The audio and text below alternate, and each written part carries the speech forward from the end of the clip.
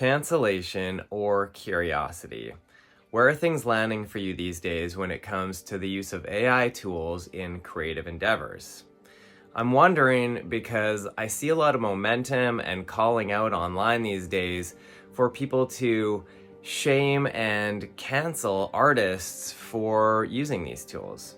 It does seem to be particularly directed towards artists and musicians who weren't using these tools but are now exploring them. And it's kind of intense.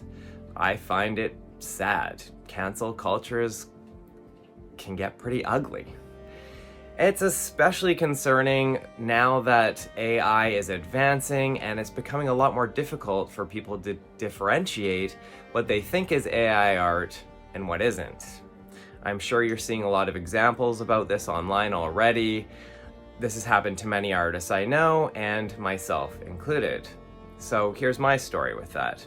But before I get into that, I want to let y'all know that I too feel a lot of the pain and confusion and frustration around this AI disruption in our world right now. I likely know most of the arguments around things like the ethics, environment, surveillance, spiritual warfare. It's super complicated. I'm following it really closely and navigating it the best I can with an open mind and heart. So my story with this is that several months ago, I was touring my film to theaters and someone bought an art print.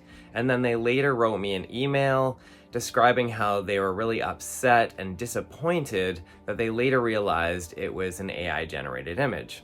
They were so certain that it was AI-generated and that they could even point out the details that made it show that it was AI. But it wasn't. It was a digital painting that I made in 2018. Here's the image. It's called Eden's Dream, and interestingly, kind of plays into this dynamic with the AI conversation right now in that it's a depiction or an alternative depiction of the Garden of Eden with the snake and the forbidden fruit. Now, I can understand why they felt deceived afterwards because when they saw the film, there was some AI animation in it.